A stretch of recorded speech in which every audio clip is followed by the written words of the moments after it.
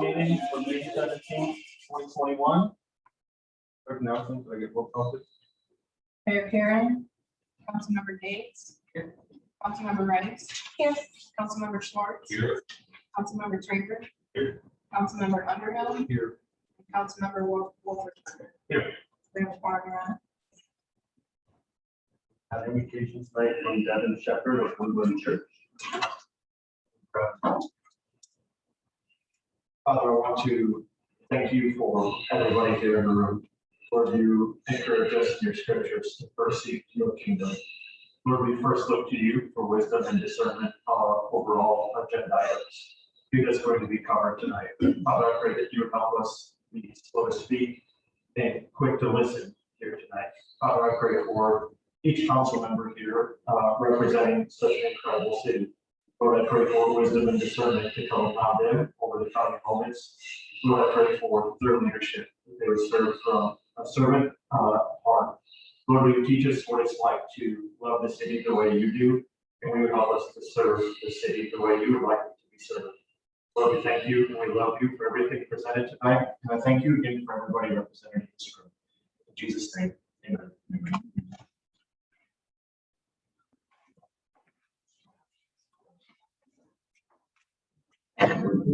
The flag of the United States of America and to the republic for which it stands, one nation, under God, indivisible, with liberty and justice for all.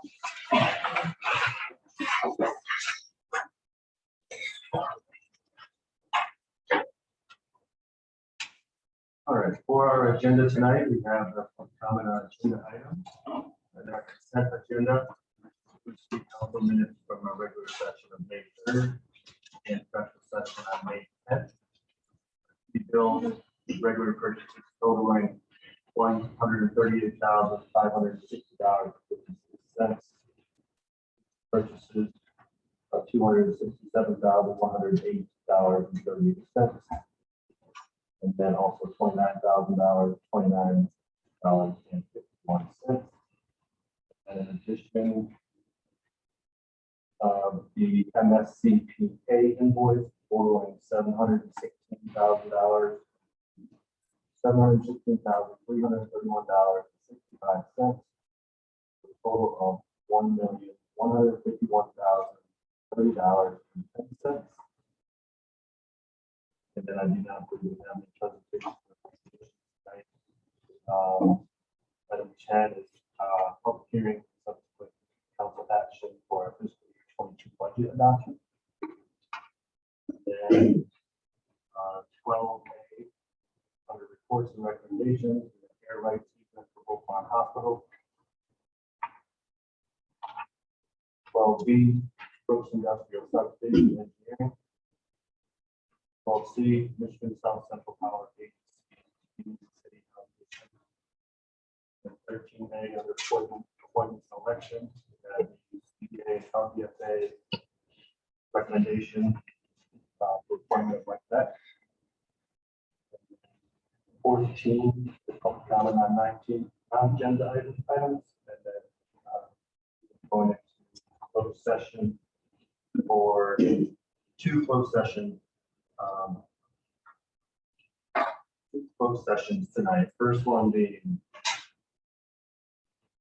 under section 8B of the Open Meeting Act to consult with attorney regarding trial or settlement strategy in connection with specific information regarding Brunch LLC Dow versus BHP Properties LLC and the City of Marshall, case number 21-86-CK. Second, under section 8C of the Open Meeting Act to discuss strategy for collective bargaining agreement. And then do I have a motion under the agenda? I will make a motion to approve the agenda as first,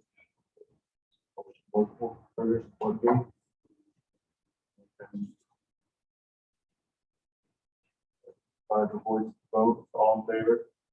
Aye. Nays? Approved. So, public comment on agenda items. If anybody would like to address council? Before you do that, I can make a motion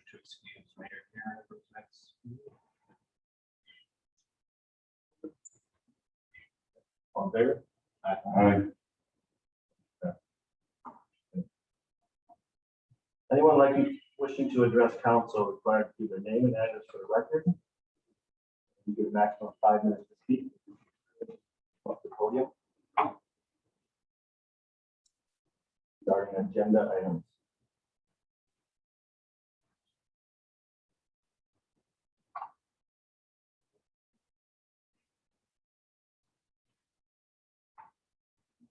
Brian, the public hearing is separate from right now, right? If you would like to speak on the budget or anything else on the agenda, yes, we'll do it when that time comes up. So your budget item will wait for that public hearing.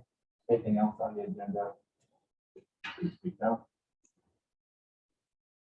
Seeing none, we'll move on to consent agenda. City council minutes for regular session May 3rd, 2021, and special session May 10, 2021 as in the packet, and then the city bill as I described the agenda. Question on that? That will be the roll call vote. Take most weeks of consent agenda. Motion Schwartz, second on that. Member Gates, Yes. member Rice. Yes. Member Schwartz, Yes. member Traver, Yes. member Underhill. And Member Wolford. Yes. Motion carried.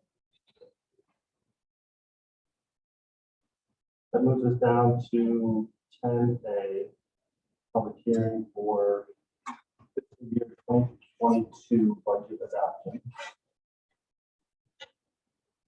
And Tom, do you want to say anything? before we go to the hearing? At your last meetings, talk about the budget. Tonight is the public hearing. You do not have to adopt the budget tonight. We'll need to at your June 7th meeting, by charter. And a couple related highlights. We were able today to sell bonds for the street improvement program. When that was presented to the voters and budgeted, we were looking at having roughly a 2.5 mil levy of 2.5. We sold the bonds for 2.5%. Is what we had planned on doing. We actually sold them today for 1.35%. So about half. So what the voters, the taxpayers in town see is what they would have paid for the street and roads. They're going to be paying about 5% less. So we're very pleased. We have a very good bond rating, and Karen was very much part of that, as well as the team from Minnesota and Gatorfield. So we were very pleased with having such a vote. We received 4 bids, and if you'd like to see those, we can share those. So it was from RW Baird. So we had 3 others beyond that. So that was good news, which affects doesn't make an effect the budget, but in the resolution of what the tax levy will be. So that's one thing. The other thing that is not in this budget is the stimulus money that we're receiving from Washington. It's a total of over $600,000. Payments, one day this year and one day next year. We just sat through ICNA webinar today on that. We have 151 page interim rules that you have 60 days before the final rules are adopted. So we're recommending that not discuss that money at this time until the final rules. So possibly at your strategic planning session in August would be a good time to talk about what you can and can't do. And in 151 pages, there's a lot of rules. So that was something that we're not seeing in the budget here. but it will be showing up next year. Beyond that, several of you, most of you have submitted some amendments that you'd like to see in the budget. But proper protocol would be to hear public comments, close the public hearing, and then you can decide how you want to proceed. That's it.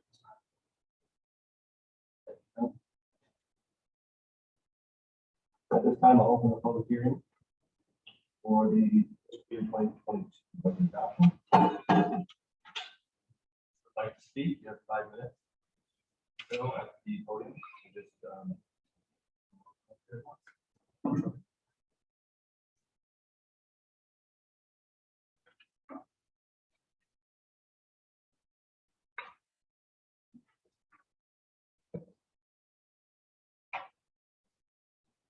Good evening. My name is Chris Breamy, and I am the purchasing agent for the City of Finance Department. I've worked with the city for 7.5 years, and I want to start by saying I love my job. I tell everybody how I love my job. I love being in the city that I live in. I love being a part of making a better place for my family. So I'm here tonight to talk to you about our budget. And as you know, our city has 84 full-time employees. Of those, about 80% are females. That leaves about 18 employees that are not. In the proposed budget that you're voting on tonight, 80% of those employees will receive about 3% in wages. It was suggested that the remaining 20% non-union employees should not receive. The delineation was not based on merit or performance. Every year, non-union employees go through an evaluation process. The employees are given goals and objectives to reach. At the end of each fiscal year, there's nothing like a bonus or a pay increase to the performance. Our reward, lack thereof, better word, is that there's then a 2 or 3% cost of living increase in our pay. In 2017, non-union employees did not receive a cost of living wage at all, due to the fact that the general fund needed to cut expenses. We were told that we needed to sacrifice, and we did so because there were many other cuts that were made during that year. Union employees, however, did receive increases that year.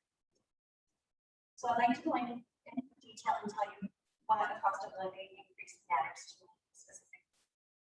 I am an hourly employee, and I pay 22% for my health insurance. There are coworkers that pay 12% for the exact same coverage. I am excluded from receiving any longevity pay, which is designed to reward employees that have stayed with the city for more than 5 years. Although I've worked for the city for 7, the benefit ended with new hires in 2012, and so therefore I do not qualify to get this benefit while other coworkers do. When I was told that it was proposed that we would not get our cost of living increase, the perception that I had was that my work wasn't valued and that cutting non-union pay is a lot easier to veto because our only recourse as a non-union employee is to find other employment. My wage is not funded by the utilities. I understand that residents are upset that they're paying a 12% increase. I am paying a 12% increase on commercial health as well. There are workers whose wages are paid by utility revenue that will be receiving a pay increase. There are workers who are paid by the utilities that are currently under a job elimination plan that will be receiving a pay increase. I have a hard time seeing that quality in this decision. I am asking you to reconsider putting the cost of living increase back into the budget for non-union employees. I personally feel that a merit-based schedule should be looked at for employees for in the future. I appreciate your time. Thank you.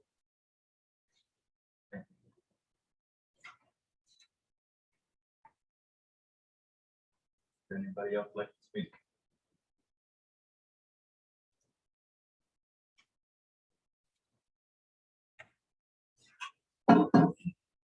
Hearing that, I'll close the public hearing. Open it up for discussion.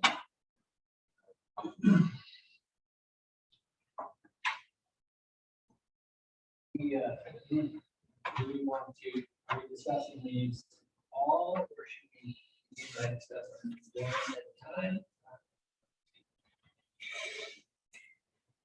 Well, I'll start by saying that I feel that the staff's,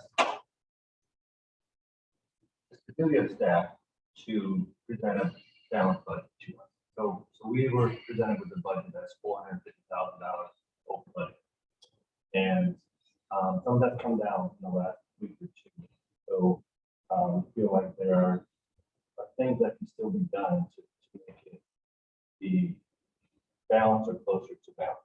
So the council has all looked into this and looked at, you know, how can we come up with ideas and ways to make it more balanced. And one of those ways was looking at the 3% pay increase. I don't like that. I mean, if we're able to have a balanced budget and give the raises as planned, that's what let's do. But we need to find several other ways to budget to be more balanced. And we'll do that. So we have several amendments on the table. We can go through those one by one if you'd like to discuss them in more detail. And with all of those amendments, I'm not sure we're going to budget. So discussion is going to happen now about whether or not we're going to accept a budget that's not balanced, or concept we not have to adopt this budget tonight. We have until June 7th to adopt it, so we could discuss some things here a little bit more detail on what we'd like to see from staff, and see if there's anything else that can be done to get closer to budget. Maybe that includes 50% back in, but we'll consider some other things that have to be taken out in the budget. We have a lot of things going for a city. Be optimistic about, but at the same time, it's optimism that's got us in a hole. The electrical budget, other funds as well. So as much as I am being optimistic about what we have for this next year ahead of us, I don't think we can do a budget based on what we feel is going to happen. And we also are city to keep it balanced. We can always get back to it, amend it 6 months from now. If there's something that that comes through the community that we feel is on the horizon, then we can go back and look at some of these CIP items. To determine that we're not going to be waiting now, 6 months from now. I think there's a lot we still need to figure out. So to answer the question, I think not really sure. That's kind of my sentiment. So if we want to go one by one, I think it would be good to at least get some discussion one by one from the amendments. Exactly our thoughts on these. So these were all brought up by different individuals on council, so we have all weighed in on each one individually. So let's do that. Let's start with the amendments. We just had some open conversation about that. Is that depending on what our motion is, our council's motion is, if we want to have one, that would have something to go back to the table. Amendment number 1. Can I ask a quick question, please? Tricia, from a procedural standpoint, do we need to have a budget for like official consideration in order for us to propose amendments to it, or just, I'm just trying to make sure we're.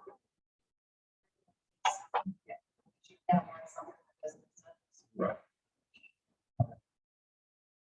Being and want to do that. But my question is this, and I did speak to the city manager briefly today. As I'm looking at this, we're making recommendations, but we don't run the day-to-day operations of the city. I don't know what those needs are.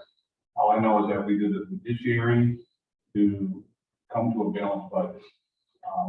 As I explained to him, 457,000, looking at the long-term projections, speaking with the interim finance director.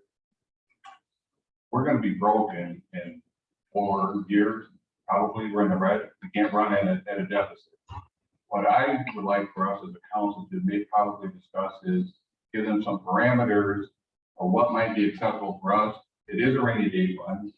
COVID, it is storm, right? So we do have this, and I'm not opposed to spending some of those reserve funds, but we have to be responsible of doing that. And, you know, for us to say not to give 3% raise, or us to say to take this out, I don't know if that's appropriate, but if we could give staff and the city manager some idea of what might be appropriate, come back and let them bring that to us and review. It might sound better from the standpoint of they're making those decisions, and they're the ones that run the city on a day-to-day basis and moving forward. So that's just kind of my thoughts as I was going through and making some amendments and thinking at the end of this, it's really not what I'm supposed to be doing. I'm supposed to, you know, get something that we all feel comfortable with the recommendation from the city manager. So yes, we can discuss them one by one and have no issue with that. Then, you know, we can kind of move to do anything on this until they come back with another proposal. But do we have to take action as a public hearing today? And then come? Right, is my thought. You take done your appropriate public hearing, so you do not have to do another one. Then if you desire to do what you're saying, then June 7th, we come back with the resolution, with the parameters, whatever that may be established tonight. If you intend to take action tonight, then you would want to put a motion on the floor. But if you're just discussing, I think it would be a lot of paperwork. That's your end goal, is just to give that parameter. If you know you could do that. Motion on the floor really is not going to help tonight. So I would say your discussions, if you can do that with a parameter, we would go back and look at how do we reach whatever goal. In effect, I think what you're saying, Jim, is how much is the council comfortable taking from reserves at this point in time? Exactly. I'm like Councilmember Traver. I expect good things to happen this year. They're in the process. But if we know we have a dollar amount from the rainy day fund that we're going to be using, you know, are those one-time fees, can they wait a little longer in the CIP? I mean, you just look at some of these we take out, you can probably do pretty well knowing that the next year, you know, we can attack those. Other areas that you know, you want to look at as well.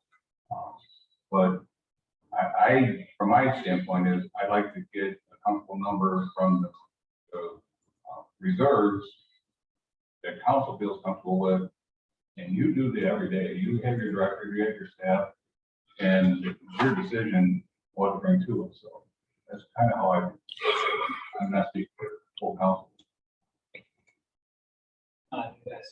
That's a valid point of view. I do feel a little concerned sometimes tinkering around the edges of things that have been put in place with a lot of forethought by city staff.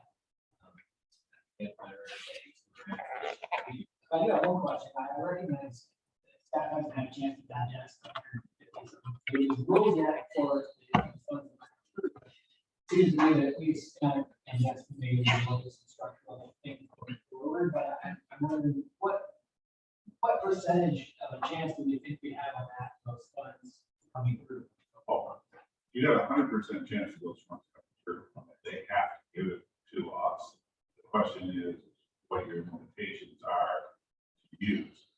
For instance, you can do infrastructure for water, sewer, and broadband. Nothing else. I mean, that's the limit. You can't do electric. You can. There's 4 parameters, and I didn't bring my sheet, but we are definitely going to get the money. It's just a question of how we spend it to stay within the rules. No, I don't know. Eric, I'm gonna let you chime in. You've been studying this thing more than I have, so. In our discussions earlier today, it was, you have to show how you had an economic loss from the COVID. So did we have a reduction in revenues from our 18-19 fiscal year to the last year? If we can show that, then we can say, it's basically, we can replace that money in the general fund.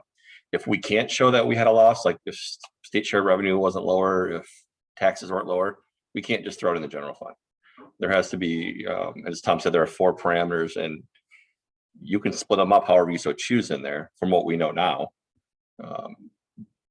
Really comes down to what your priorities are. I mean, we can come up with a lot of different ideas, and we have a lot of different ideas based on what we've seen. But as Tom said, we have 60 days from yesterday, I think, to figure out what the exact rules are going to be. So that could change. One of the examples, council, you did not charge for entry into the complex.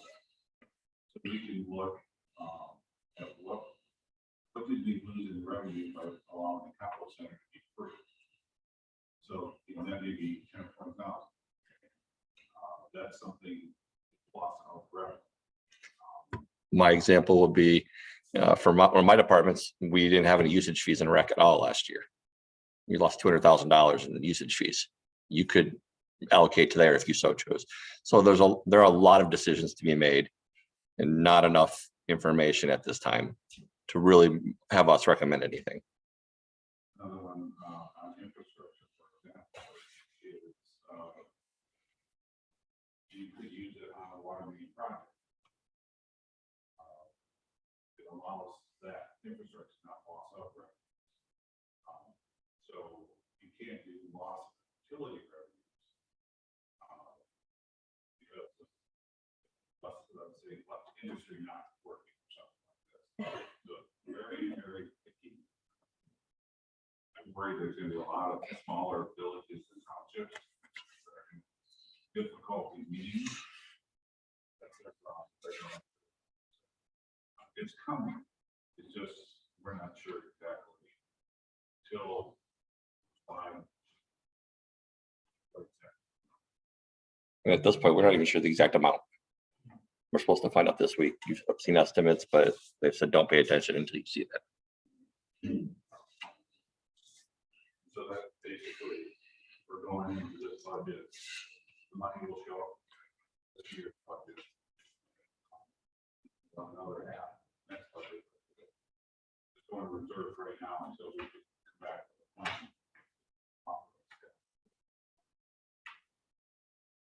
We're going to start our research. So, shopping.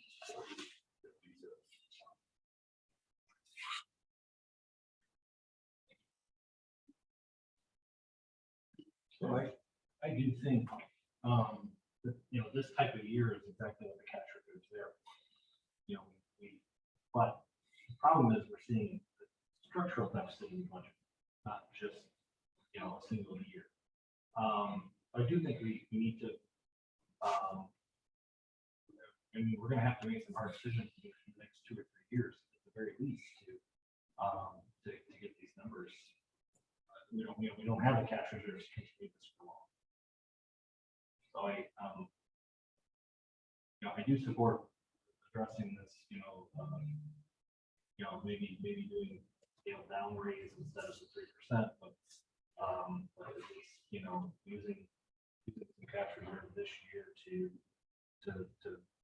get us into whatever the stimulus money is, whatever. I don't think we're going to see a lot of new revenue from our housing startups because of the MIAs. Maybe we'll start seeing some increased revenue in the general fund from the houses that are turning over and being reassessed for tax. But we need to see more, we need to see that in motion on the books.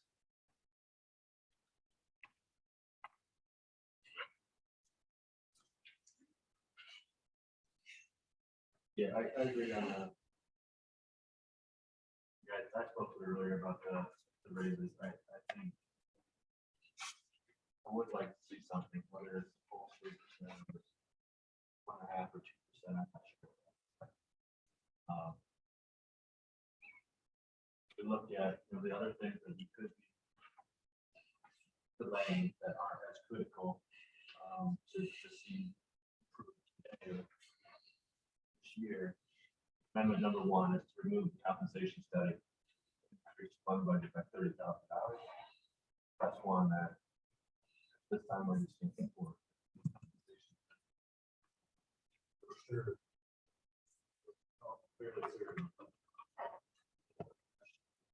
Unfortunately, no, still some further flaws in our state, but we don't have the money to address them. Someone said there should be more. And obviously we're having plenty of discussion about budget. More. So paying $30,000 to tell us something we already know at this time. That would be something I'd like to do. Yeah, I got a reason. I don't see urgency why it has to be done.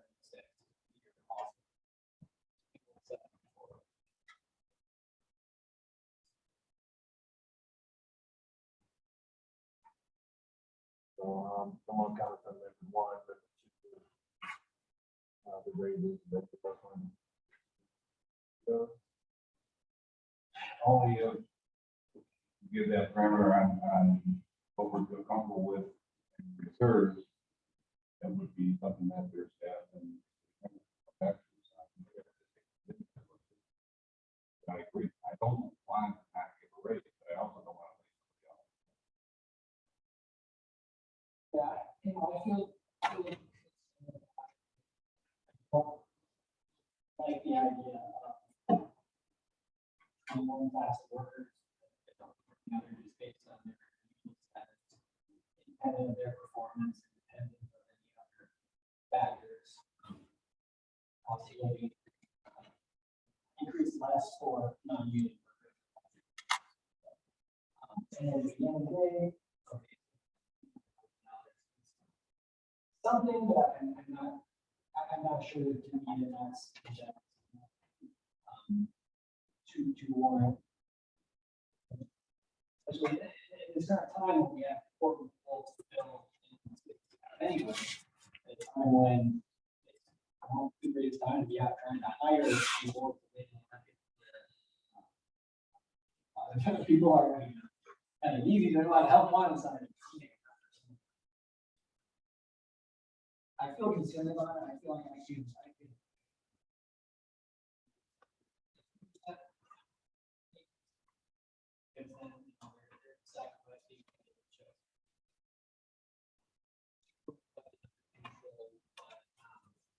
And then the other thing we see in these labor negotiations too is that, there's a long memory of these things. So if we flatline them this year, then, next year it's going to be, well, are you going to give us 5%? And everyone else got 3%. Seems to me that it comes back around. I'd love to see that $60,000 saved somewhere else, maybe city staff. And I'm not trying to be argumentative by any means, or words, but, if we have to cut that next year, that's somebody's job. That's somebody's entire job.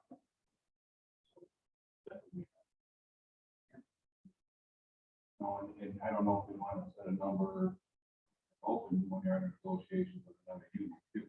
So I don't know if they're going to.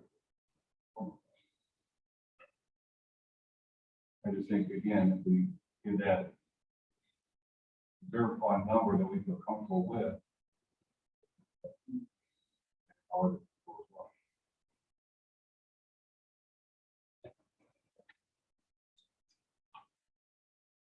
Amendment 3 was to add back to the vehicle allowance. I agree with that. I think that's part of the manager's contract already. Then remove, I understand why it was. Just being a pay cut. Asking to have that added back in. For a cost savings. But I think that regardless of what we do.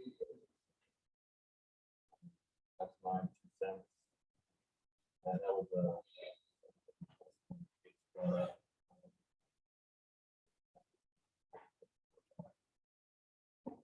particular, yeah. I think in general. we should-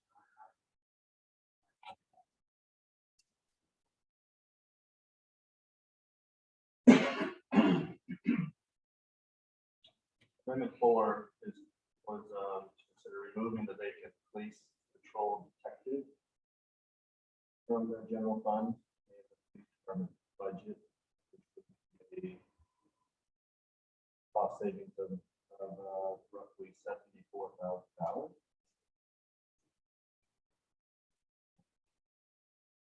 And we're looking at 250,000, 450,000 trying to save, but it's not gonna be 4,000. The department is able to run an efficient department without that position. If they're able to take on county and whatever else is needed. That might be one we take for a while.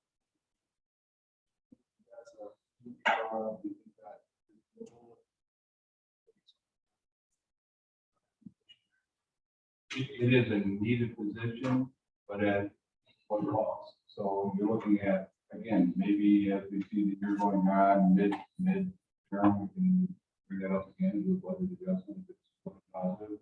I'm just looking at ways of, you don't have the position, I'd rather not fill those, instead of laying someone off. You know, you hire them and then 6 months later, you gotta let them go. And that's just on any new position, maybe holding off. We can do that unless it's, I got someone run the electric. So, I mean, those are absolute, but this is my thoughts. Directors here and they can have a discussion coming back further as well. One thing that if it didn't have to build something that doesn't exist, hold off. I'm saying it's not needed.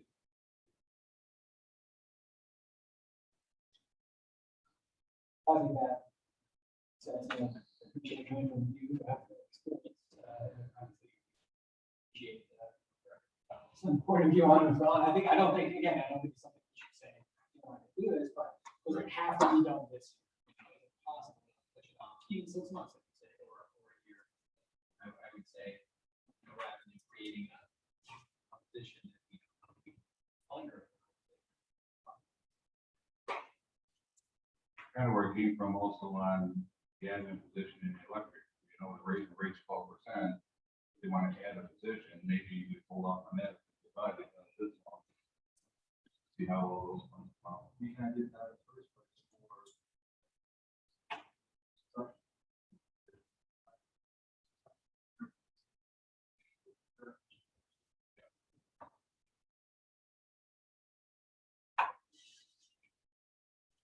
Yeah, certainly we don't want things left undone.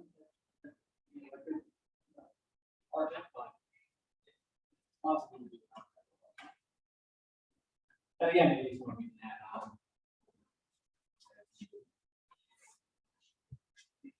Electric part is definitely one that needs attention, in my opinion. There's a lot going on there, obviously, with increases, the new growth, the new developments. I guess I would think back on staff a little bit on that one and to tell us how important that position is. That position is filled to help our department. If it is something that could be withheld until a later date. I want to know that opportunity too. Staff has been working since John retired and then retired, looking at restructuring. We've had difficulty trying to fill those jobs, we've advertised for months. Actually, closed jobs with that for years. We'd like to group in with you on June 7th, possibly a work session, reorganization. Answer some of those questions about some of these positions, but we're just not ready today. we'd like to get that, to consider.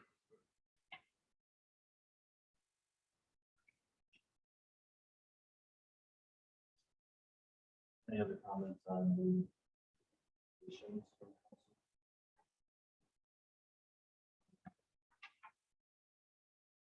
Amendment 6, hoping maybe Tracy can speak a bit about healthcare savings for switching to healthcare providers. We are looking at saving about $200,000 switching from Blue Cross to Priority Health. They are the same plans, just a different provider. So we already have that in process. I filled out all the applications to get signed up with Priority. So that will be happening.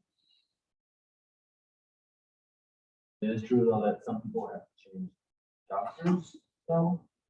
The only doctors we found that aren't part of the Priority are associated with Sparrow Hospital in Lansing. There may be some issues with prescription coverage because Priority is going to cover different than what Blue Cross did. And, but the doctor coverage, I haven't heard any issues. Any that we found were in the Lansing area, and I haven't heard any of our staff say that they go to those doctors.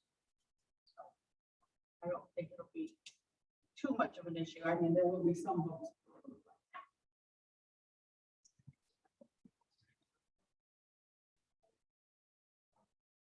The employees pay anywhere from 12 to 22% of their monthly premium, and those rates will be going down probably 6% from where we are now, 10.5% from where Blue Cross would put us next year.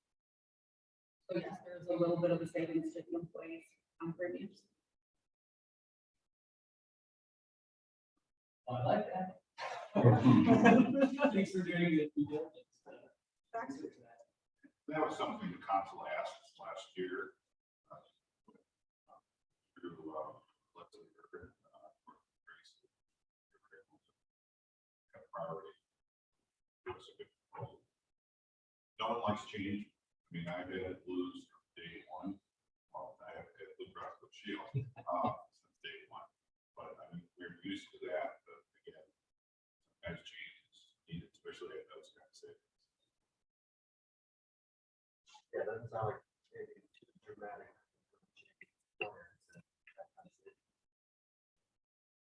Yeah, we offer 4 plans and they were able to mirror all 4 of them.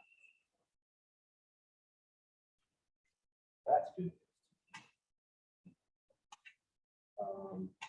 That's the.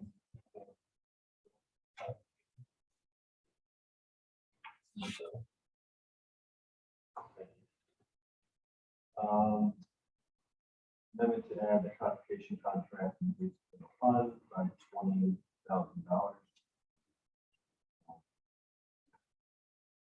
So that was. Draft not sponsor on here. I was to add that back to. Add it into the budget. I think that came from staff. Request. There was actually one other, that was a residence. Stump removal. Stump removal, and that was, given to all of you. Phil Smith estimates. 120 stumps, but again, in the past, we haven't done that. That number just gets bigger every year, right? We're cutting down more frequent. Oh, yeah, but again, that was not funded, just to keep other things going. Citizen, so it's not a staff recommendation, but it's a citizen.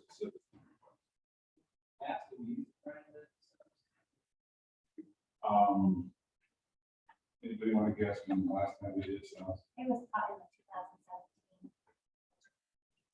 For about 4 years. Never required codification. Or is it not?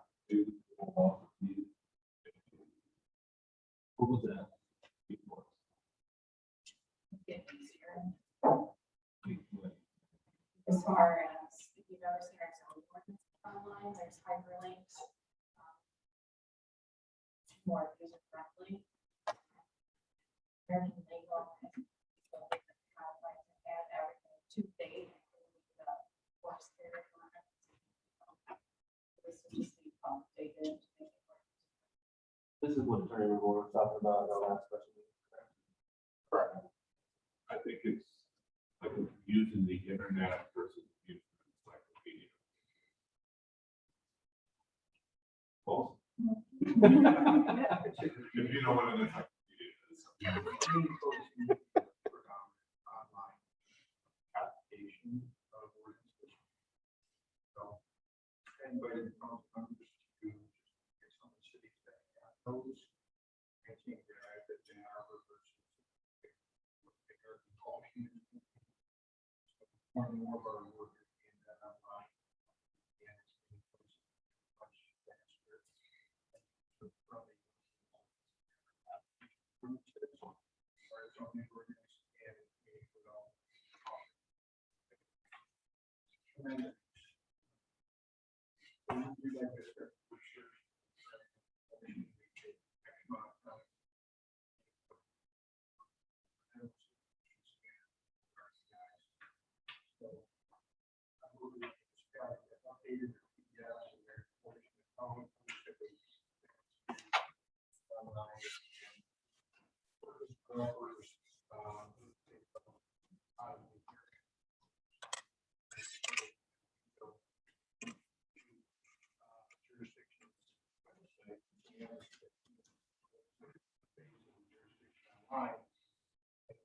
Application of their ordinances or laws. To community state, for your state.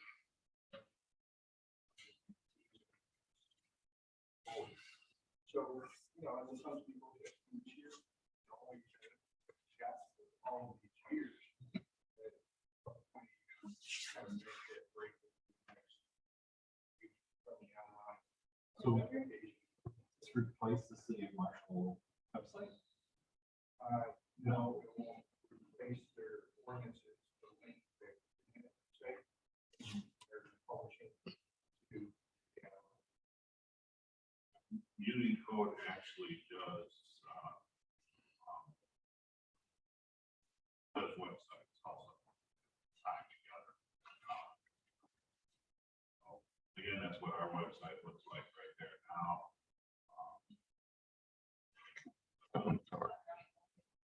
It doesn't work. Yeah, I just remembered.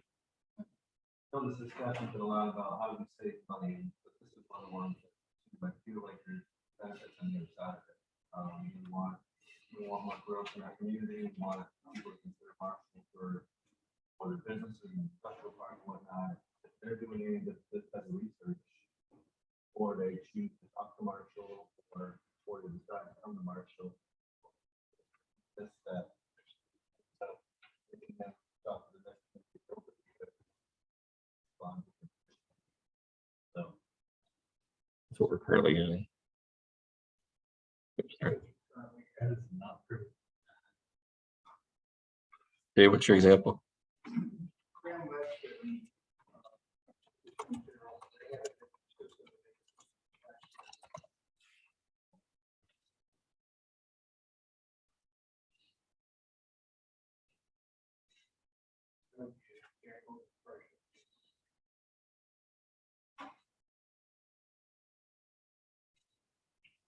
So we go. Separately, we have through what there and find the section, the section. Download the section.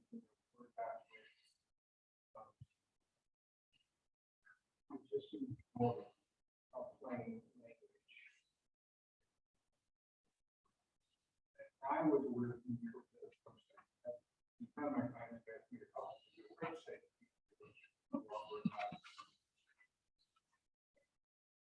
One of the things that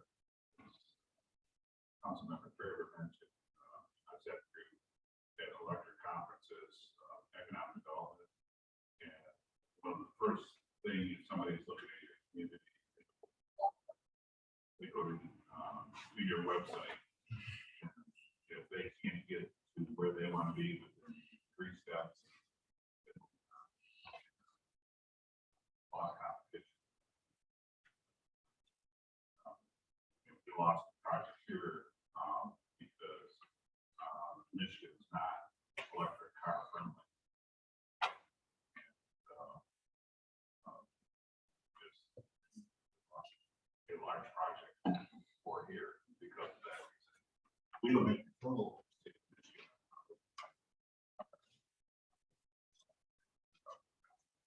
Trigger, how that works or doesn't work here in the state of Michigan. We lost the markets for that, just that reason. Even though we have Tesla charts like up the road, we got Source Energy with the connection there out of Walters, out of, two places in downtown, but the state of Michigan as a whole. Those are the kind of things that people are looking at, it's not just location. Something we need to do, but as responded is isn't something we have to do right away, but it's nice. Well, if there's,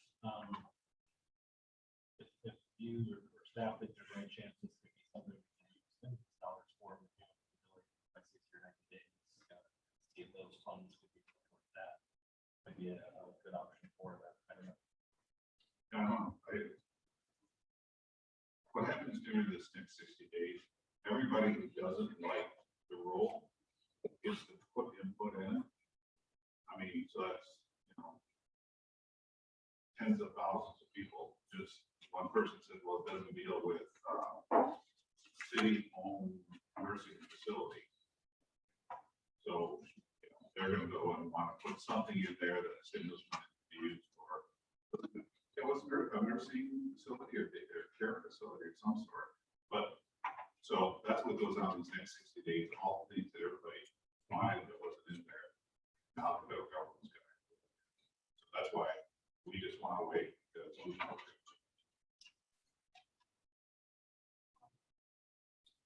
That's the trader's point, I think that would be a lot of economic development.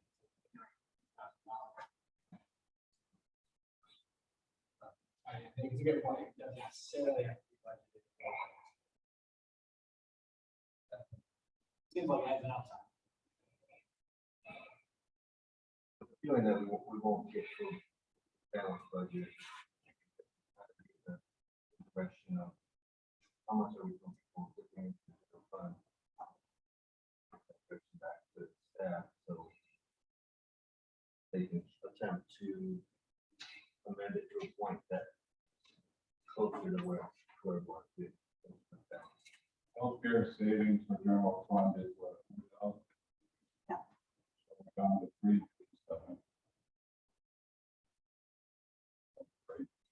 Well, I think it seems like we're once again agreement about and then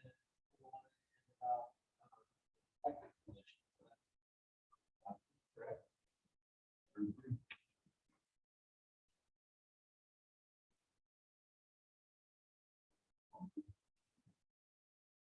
And I don't know, if you just look at some of the CIP projects, looking at that,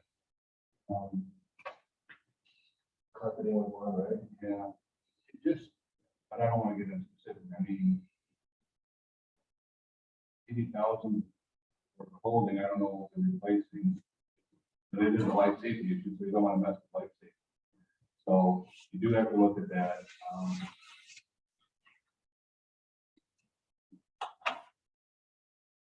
Take a look at your CIP. What I'm trying to say. I feel comfortable, we're at 254, just with that. Another 50,000, probably the raises in, that's not even touching the raise.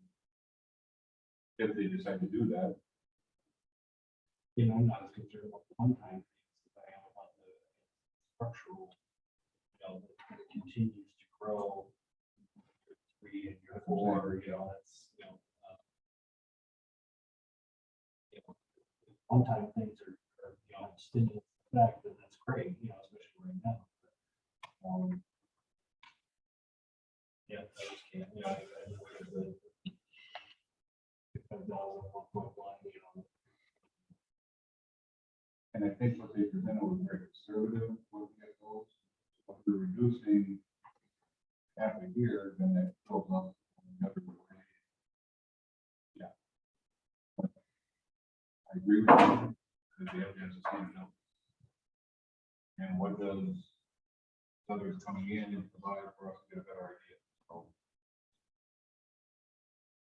Well, I think that, you know, we would agree to sell the park. I don't want that chip away. but those are good for one-time payments. They don't use for operation. They're going back in your capital, their PE and.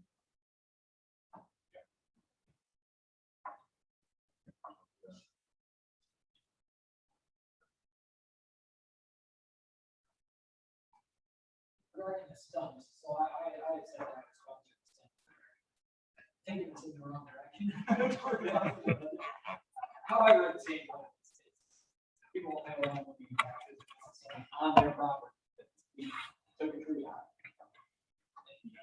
It's been a bit of a customer service issue. City gave me one, we did something now. They let people know that. Well, city property. I was gonna say, not to split hairs, but I'm assuming these are in the right way. People that come up their problem. It's not the hill I'm gonna die. I think it's worth a discussion. We give them that number and that's something that is something. They're more comfortable with the number. You know, I 120 stumps right now. We can, you know, come up with a, you know, 5-year plan to start dwindling those down. I think that makes more sense than trying to go out there. Had, there was a issue last year. At Tom.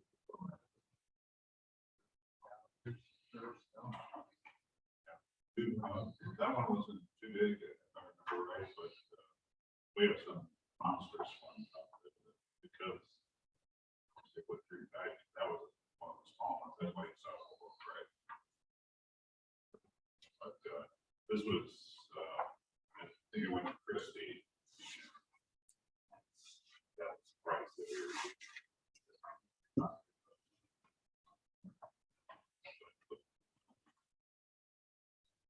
I mean, if there was a parameter, more than glad to stay within that. Saw some already savings. Look at other things that there's a number that you want to. Pretty soon this falls out of the scope of like the brush removal budget. You know, we actually have millage for. Right, that is not part of that. Might be talking in the air, they get an idea of what final number to arrive at.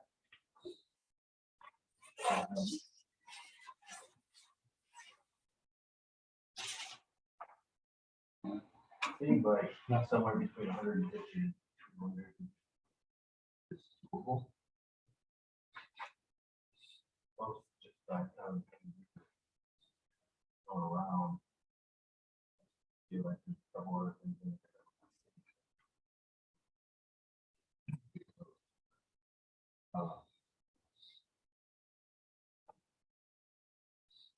I'm comfortable with 200.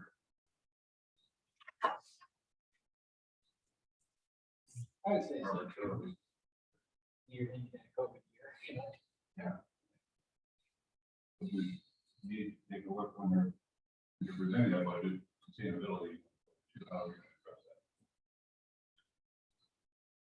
Our numbers will always last.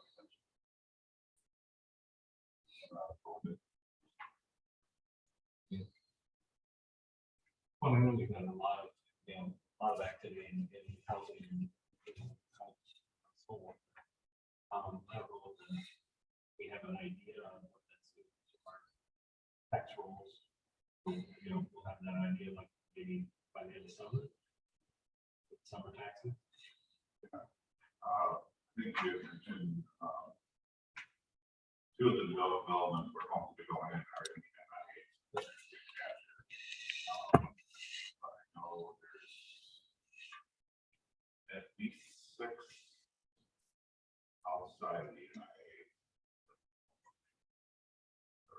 That's pretty fair. He's coming behind you. I'm doing the math. I'm trying to. And again, it's, you have to keep in mind whatever's completed, as of December 31st or partially, now you figure into the taxes that you're talking about. Remember the NIH are 35% captures too. Okay, so of those, three homes that they guarantee us down on Oak Street, 35% coming in.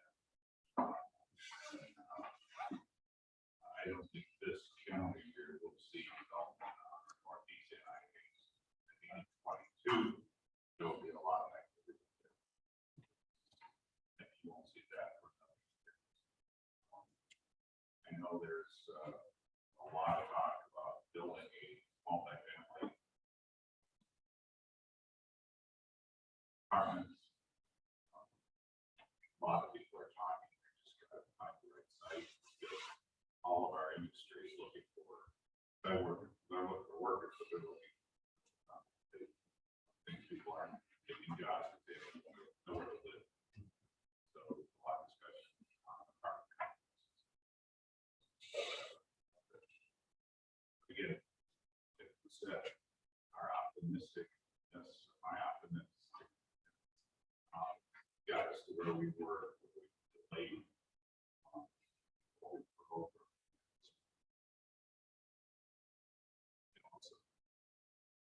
Getting 35% of any additions to NPM.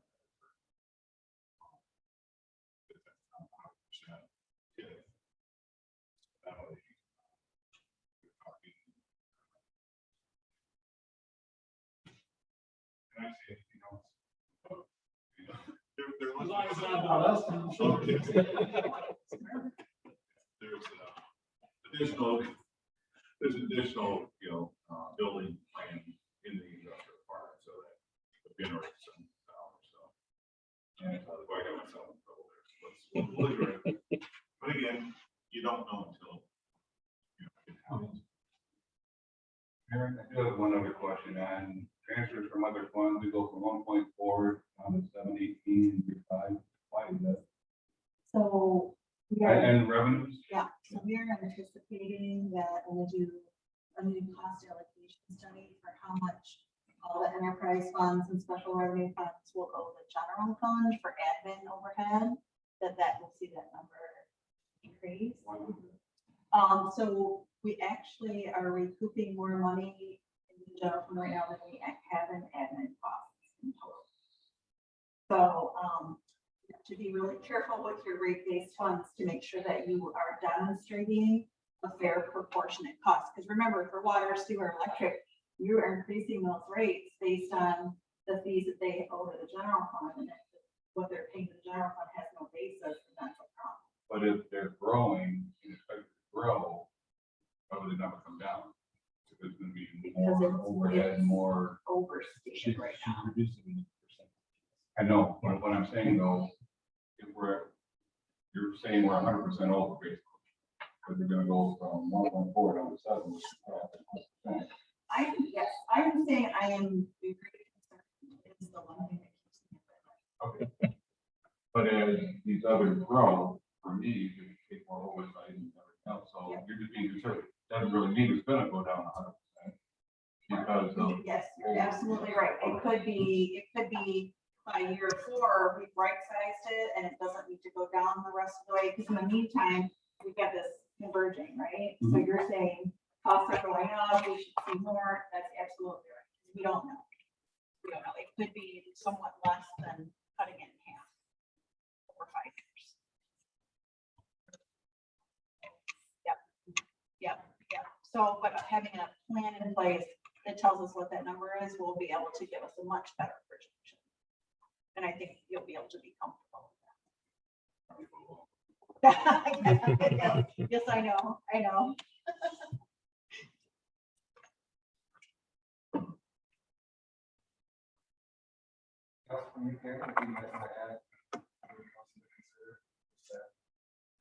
So, I do feel like there is a distinction that the council council can make on recurring versus non-recurring items. Right? So if it's recurring and it's gonna cascade into year 2, 3, 4, 5, right? Those are the things that you want to be careful of. For example, adding cost to a recurring structure when you know you have a deficit in the coming years. Non-recurring expenses, whether it's capital or whether it's a one-time study for whatever, it's stump removal, something like that. That's what fund balance is designed to be used for. So it is okay to use your fund balance for those kinds of things. But given our situation, I understand that you want to do that in moderation. So I think you can feel comfortable saying to Tom, we're comfortable using 200,000, not 457,000, or whatever that number might be. It's okay to use some of it because that's what it's designed for. We build up our fund balance, our savings account. So when it comes time that we need to spend it, that's okay, right? That's what it's there for. So that's all I have. Any further comments? Council? Hearing no motions, correct? I would then just express that to try present another draft of the budget at our next council meeting. Be close to $200,000 over budget. Considering what we're doing.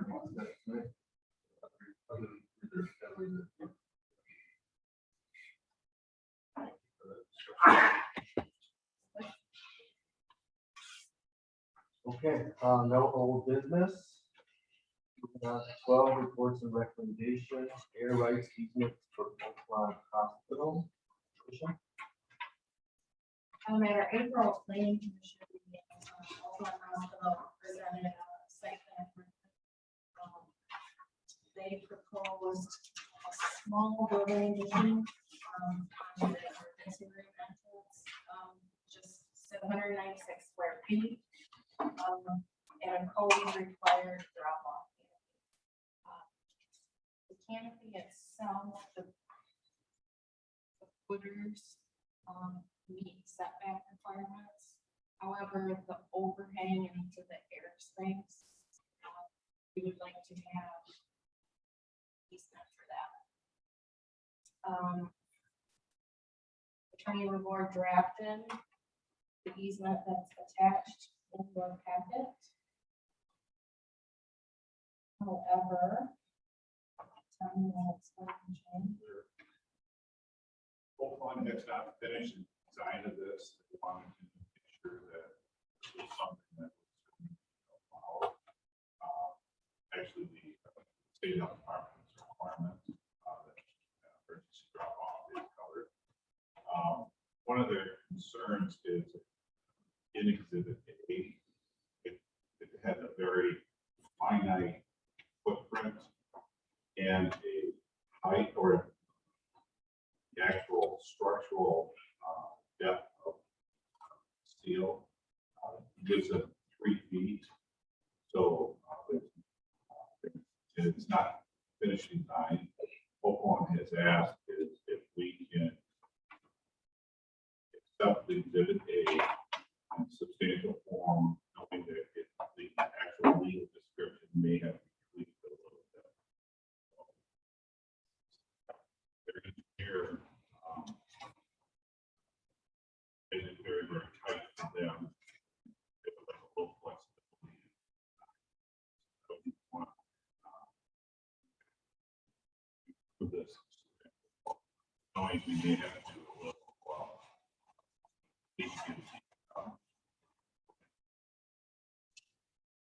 Planning commission did approve this site plan. The 2 conditions that the proposed canopy shall be set back from 5 feet. So no sunlight can clip it. Glass roof. And that the city and petition come to an agreement with the airspace. So tonight we are asking for approval in substantial form, knowing what that legal description means.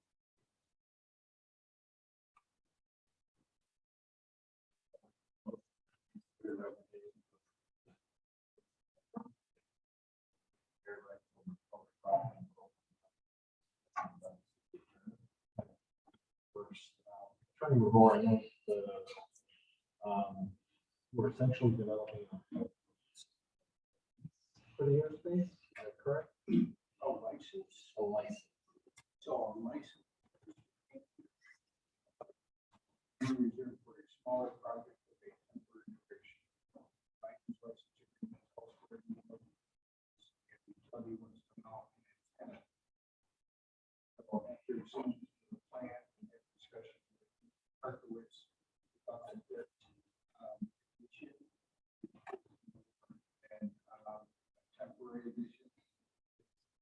Substantial, temporary and chair, or costly and state.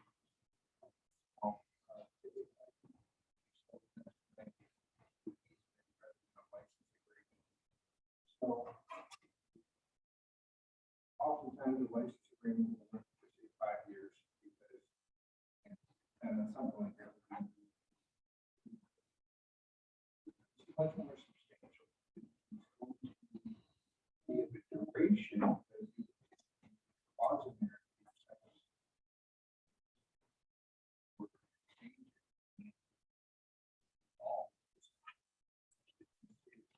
Here, you know, allows the city to build the cost back. So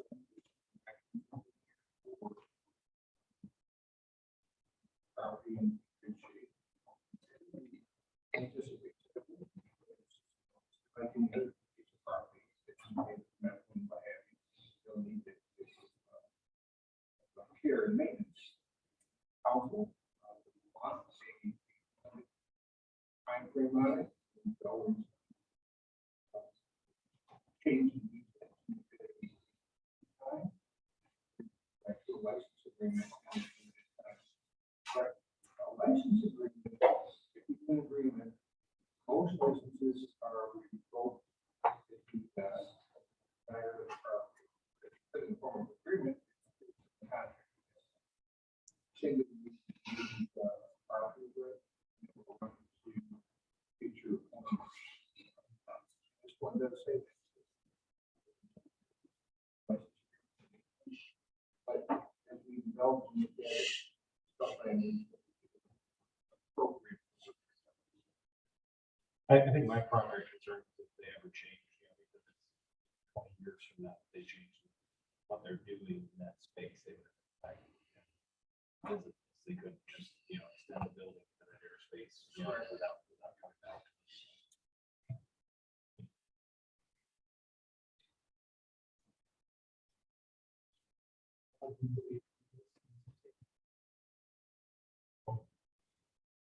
Further discussion? I'll just say that, this stuff on planning commission, this isn't, it's a pretty significant improvement to the emergency room area. But the fact that people currently have to cross the ambulance bay to get to the emergency room doors. But on top of that, some of the changes are made inside, the code, like installation rooms, inside the entrance and so, other ways are going to change how the operates. Fantastic.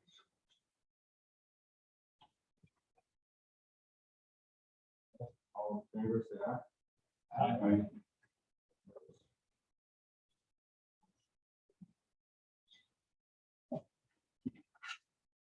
Next, we have the Brooks Industrial Substation Engineering. We do have a lot of projects before you retired. This is the new substation that'll be built south of the Sand Hill Restaurant. It will be connected to the ITC system going through the township and Marshall Township. GRP has done our work on our substation. I guess for the last 15 to 20 years. They designed the substation, which is just up here across the field. They also did our work at the Pearl Street substation. Ed felt that this having GRP doing all substations gives consistency in design and operations. So tonight, proposal to do the remaining design work and material procurement, and then also the construction administration. What we do in substations, because the length of time it takes to get materials, with Christie and GRP, the materials are bid out and ordered. Some things take a year to get. We went into substation end of 22. So that's why you can see the design experience, material procurement. Then they'll put the bid specs out for the actual identical to what they.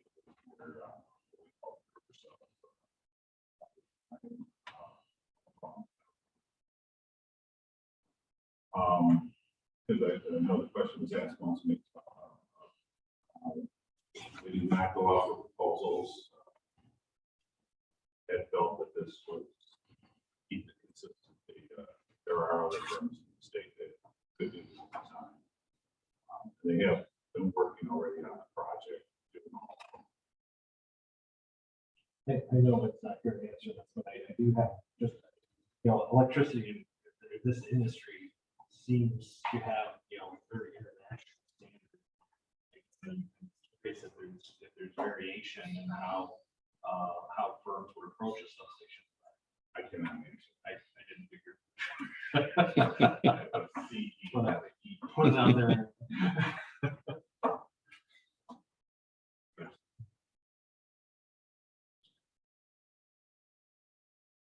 I just had a question. So does this align with the cost that we projected that we were looking at in the rate projection? This was not in the rate projections, if I remember right. This would be a separate bond issue that would be sold potentially later in the year. But we could, soft costs you can incur. We're looking at potential of the LDFA selling the bond because of just the deficit elimination plan. We can sell bonds just like we did with the dam, but the LDFA can get a better interest rate. This is really servicing the LDFA. But we'd like to negotiate with them the potential of if they don't cut some of this cost because they're getting the tax dollars from all buildings that are going up that are using it. This is not 100% used in the LDFA. The Lion Lake Circuit will be connected into this. We actually have 12 circuits that go out of it. And so it'll be more reliable to that whole area because right now there's the Pearl Streets of coming down to the MPM, which is the south part of the park, is a couple miles of distribution line. This would have a transmission line right across the street, and it would also give more reliability to the line.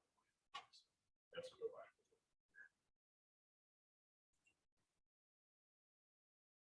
I agree with what you're saying. This supplies the LDFA, they have their own tax capacity. And it is mainly for them. So why would they not cover the cost altogether?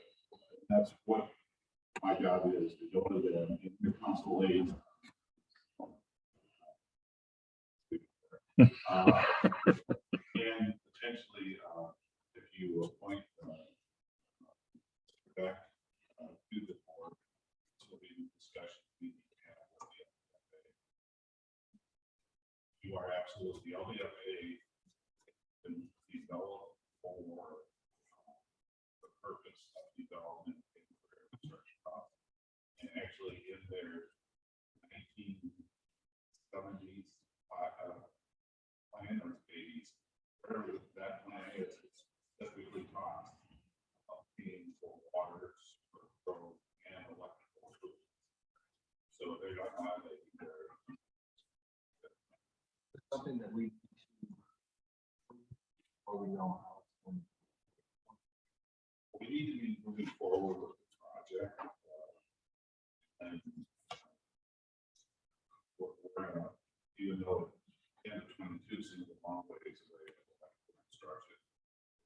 So, we have talked with the executive committee about this. We just have not come to final presentation, which is something we can do here in the next couple of months. I saw in the budget where they were giving money towards, emergency services and that stuff.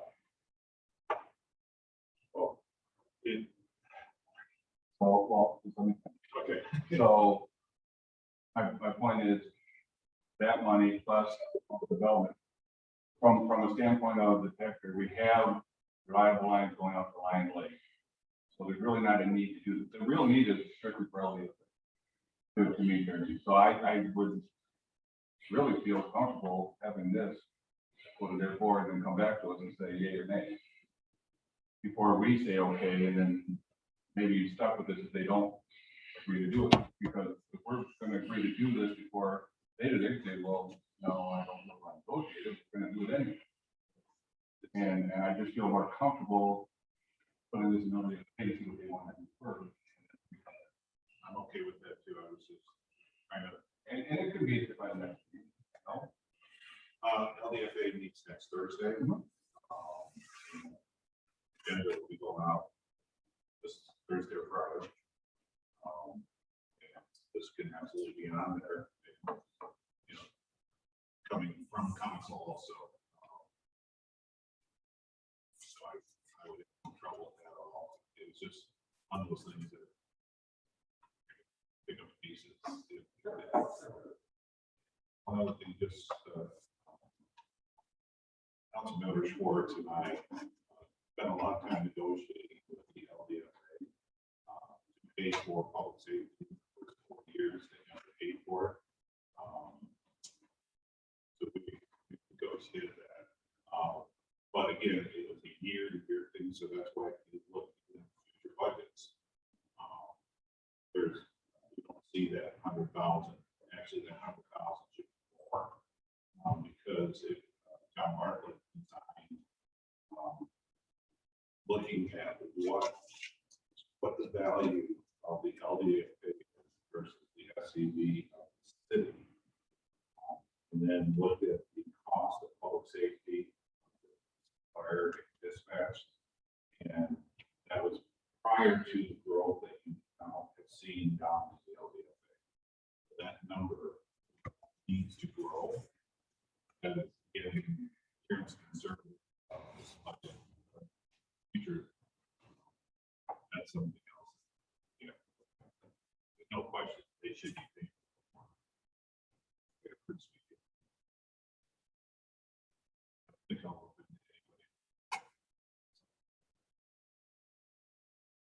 So if you desire us to do that, we can bring this back to you.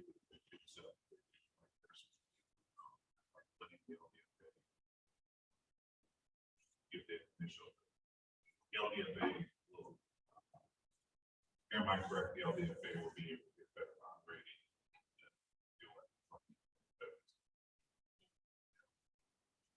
So would I make a motion to table it? Till we bring it back to the next meeting, more that way. There are no action on the table. I'll put it in the- So there's no motion. No. Put it on the agenda. So You just corrected us. We will take your direction and go to the next. Thank you for this.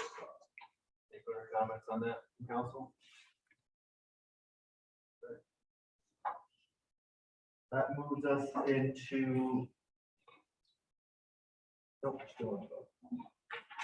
12C, Michigan South Central Power Agency city allocation. Okay, hopefully this isn't going to be too complicated. There are 5 members of Michigan South Central Power Agency. Union City wants to lead the agency and go on their own. So we are looking at ways to accommodate them. One of the big assets they have is transmission rights they have to the ITC messing system. As we grow, we're needing capacity, more transmission rights. And I believe, right now, it costs the agency or costs us as Marshall about $1,900 per megawatt month. You go to the market, it's about $5,500. So as we pick up their allocation, the allocation cannot, they can't take it with them. It's the agencies and its numbers. So Union City has offered it to us at a discounted price. It's valued at about $2.5 million. They're offering it to us for $500,000 over 50 months. We went into this working with Coldwater. Coldwater had a little bigger load. So Coldwater would take 60%, we would take the remaining 40%.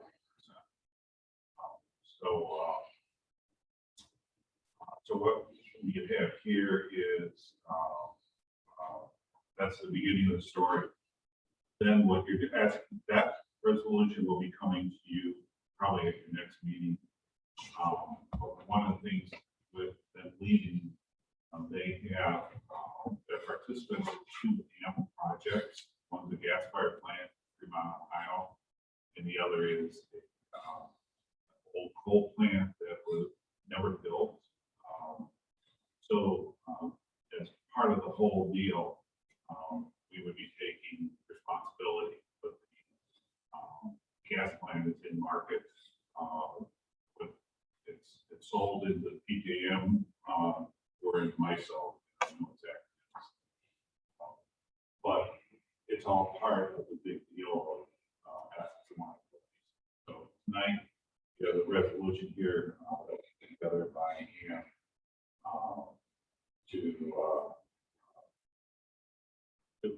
for the NGS and the APEC taking our 40% share of Union City's share of those plants.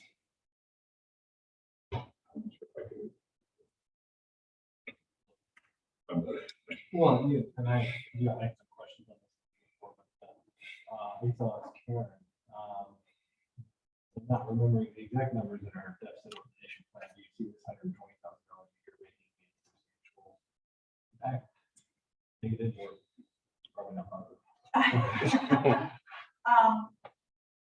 Well, we didn't plan for it, right? And so, it will certainly impact the speed at which we can improve and what will happen in the future rates. So anytime we do something like this, of course, we won't be able to lower rates or, whatever the council had discussed the last time. It does sound like overall cost savings, but it does, stretch. And instead of buying transmission, we would be using it so as we use more energy capacity, we'll be buying, instead of buying from the market at $5,500 we have it. So it's all working in our place. So it does have a line item, but at the same time, as you said before, our cost of purchasing electricity is our largest expense there. So if we're reducing our cost of purchasing energy, that's.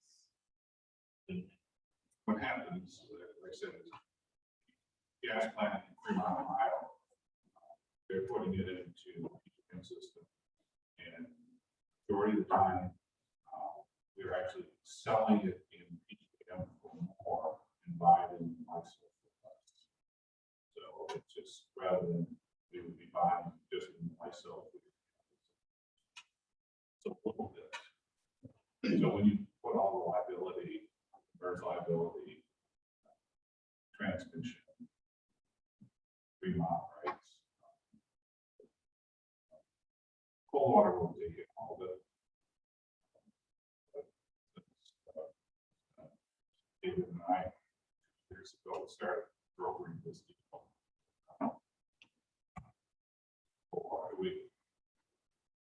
we would have taken all, if Union City did not want cold water taken. There's just a bad blood. So they try and get out, and you can see there. Been in the works for It's pretty cold. Yes. That's how I parked that off. And I, again, this may be a question that I don't think we have an answer for. No, we are in any danger from a regulatory standpoint of not having enough transmission, not having enough. If you don't have enough transmission, you're then at the $500 to buy it.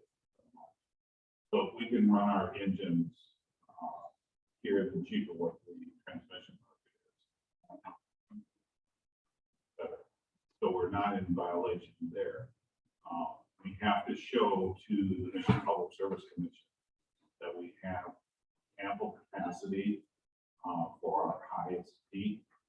And that peak literally coming through the summer is going to continually decline.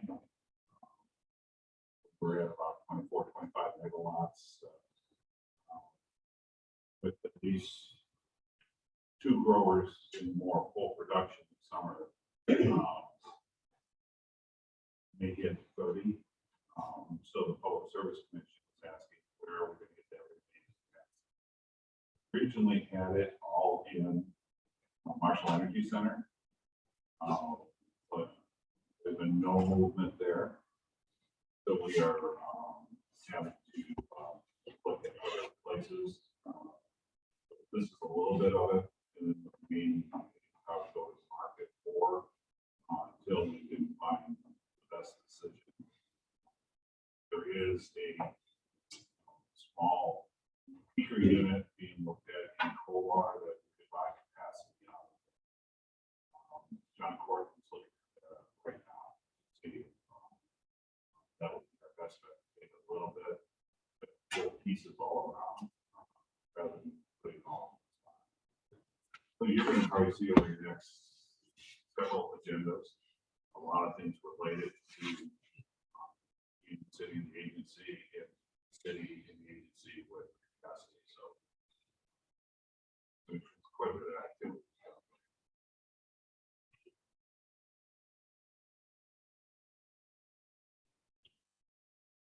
I apologize for any acronyms that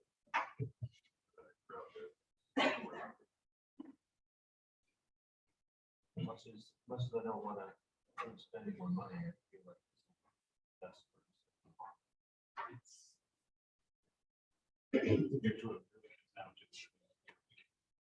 By hour, 1,900 instead of 5,500, it's just, we'll make up that 10 grand. You're not going to spend more money, you're going to spend money. It's just going to the market in most cases. But these are some grandfather rights that we could get our hands on. Yes.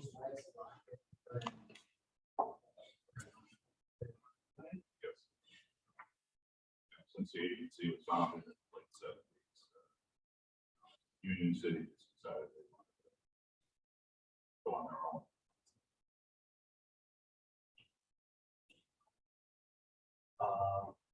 I'll make a motion to approve the assumption of responsibility of the state of Michigan power sales contracts and supplements.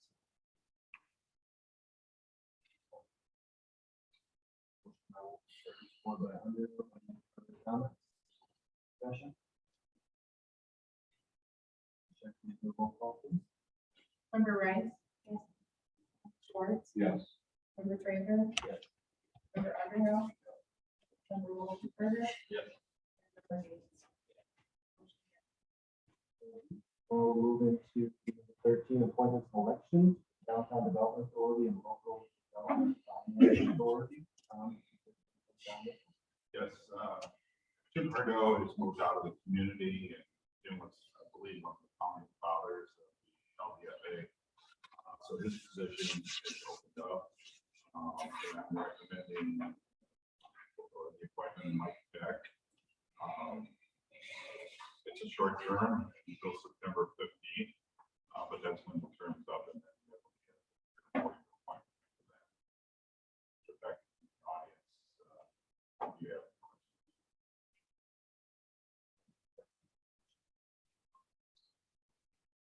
What'd you say, Ryan? Would you like me to speak? No. Tom says he can come up to the. Any comments or questions?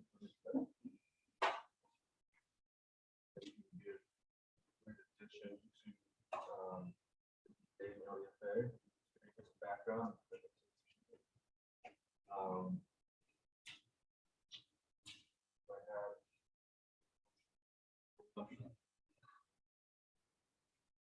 I'll support. Motion Jen, support Gates. All in favor, say aye. Aye. No. Motion carries. Next is public comment on non-agenda items. If anybody would like to speak, come up to the podium for 5 minutes, state your name and address for the record.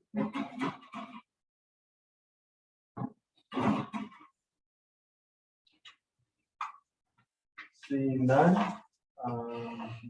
before we go into closed session, there's 2 closed sessions tonight. We'll handle the council and communications first. One for Underhill, do you have any? Number 8. No. Sure. Okay. Tricia? Tom? If you could have any interview questions for the potential buyers of Marshall House, you get those to Eric by end of the closing tomorrow, would be really appreciated.